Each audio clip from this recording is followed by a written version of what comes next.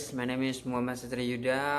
Nama saya Muhammad Satria Yuda dari kelas B SP class. My student number is A320-1836 and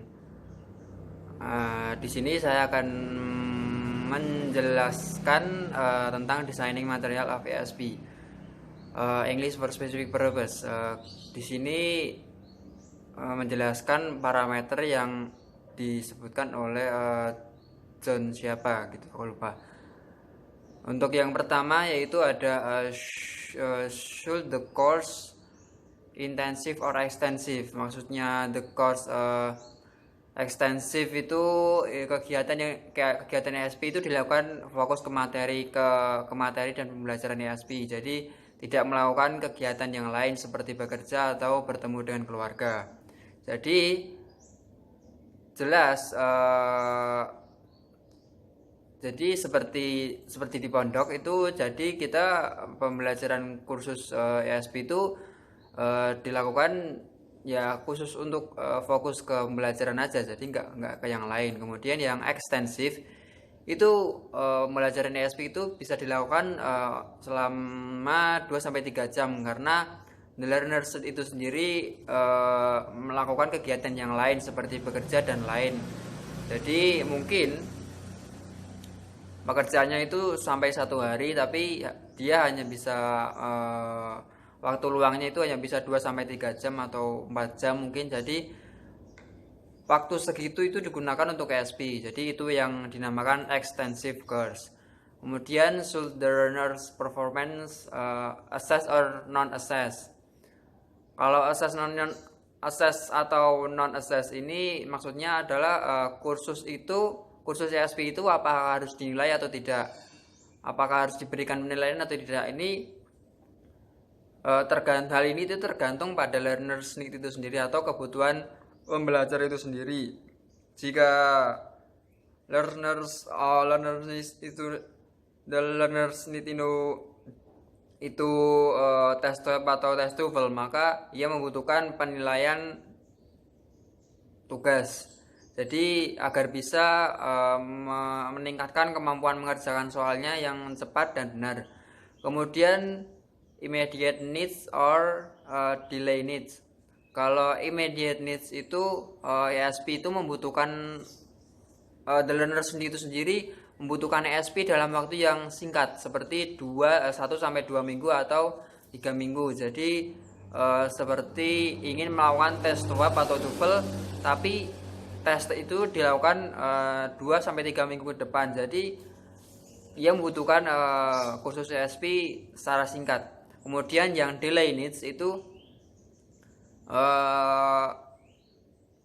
kursus ESP itu sendiri membutuhkan waktu yang panjang. Maksudnya waktu yang digunakan untuk kursus ESP itu sendiri waktunya panjang sampai mungkin 1-2 bulan. Jadi pembelajarannya jadi bisa santai dan mungkin dapat dikontrol. Kemudian yang keempat yaitu teacher as provider or a consultant. Jika teacher itu sebagai provider atau teacher itu orang yang memberikan ESP, jika teacher itu sebagai provider, maka teacher itu sangat mengontrol kelas, memberikan tugas dan memberikan materi yang akan diberikan. Sementara jika teacher sebagai fasilitator itu apapun yang akan diberikan atau yang akan dilakukan kepada learners itu harus bernegosiasi terlebih dahulu dengan learnersnya sendiri. Seperti materi yang akan diberikan, bukunya apa, terus waktunya bagaimana, kemudian bahasa yang digunakan itu apa, bahasa yang digunakan itu bahasa Inggris atau bahasa Indonesia, seperti itu. Kemudian yang should the course have a broad focus or narrow focus. Kalau broad focus itu memberikan materi yang umum, seperti materi listening nanti diberikan tambahan materi dengan reading agar lebih paham. Kemudian sementara yang narrow focus itu memberikan materi kursus seperti materi yang khusus, seperti materi yang diberikan itu hanya listening saja, jadi tidak akan dihubungkan dengan yang lain, maka hanya terfokus pada satu skill. Kemudian pre-experience atau run parallel. Pre-experience itu untuk ESP yang diberikan kepada learners yang belum belajar materi bahasa Inggris sama sekali. Jadi learners itu sendiri sama sekali belum mengetahui bahasa Inggris, walaupun ya sedikit-sedikit, tapi tetap belum menguasai sama sekali materi atau ESP yang ingin diberikan atau goal yang akan dicapai. Kemudian kalau run paralel itu ESP itu diberikan kepada learner yang sudah memiliki pengalaman dengan bahasa Inggris, seperti karyawan hotel yang ingin belajar ESP speaking, tapi dia sudah memiliki pengalaman dalam speaking bahasa Inggris, jadi dia hanya ingin memperdalam speakingnya agar more fluently atau speakingnya itu agar lebih lancar. Kemudian yang ketujuh itu ada common core or specific materials. Common core itu orang yang memberikan material itu umum, sementara specific material itu materi yang diberikan itu khusus materi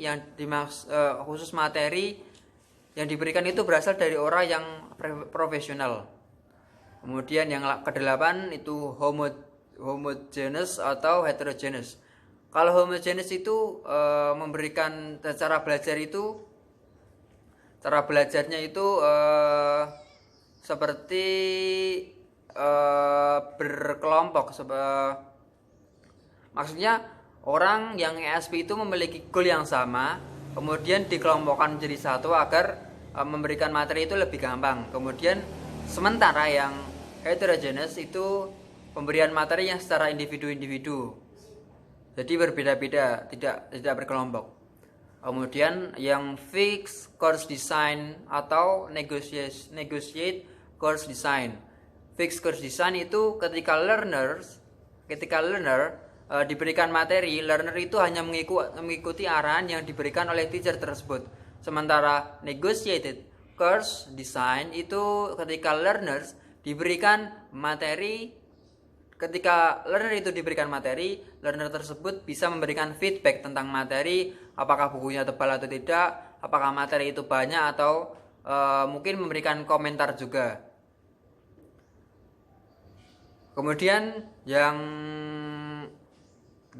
maksudnya selanjutnya itu adalah deciding material. Itu yang pertama itu menganalisis kebutuhan learner. Dengan mengetahui kebutuhan learner itu kita bisa mengkondak atau membuat materi dan menyiapkan segala hal yang dibutuhkan untuk mendukung adanya learner. Jadi learner needs itu kita analisis apa yang dibutuhkan untuk mendukung adanya ESP, seperti mungkin papan tulis atau buku-buku yang mendukung. Kemudian yang kedua itu menentukan goal atau tujuan yang akan dicapai oleh learner. Hal ini akan menentukan sampai mana ESP itu akan dituju. Hal ini juga bisa menentukan materi yang akan diberikan, materi spesifik yang akan diberikan kepada learners. Hal ini juga bisa berasal dari needs analysis yang telah dibuat. Jadi goal yang kita sudah cari tahu dari learner itu kita buat cara belajarnya.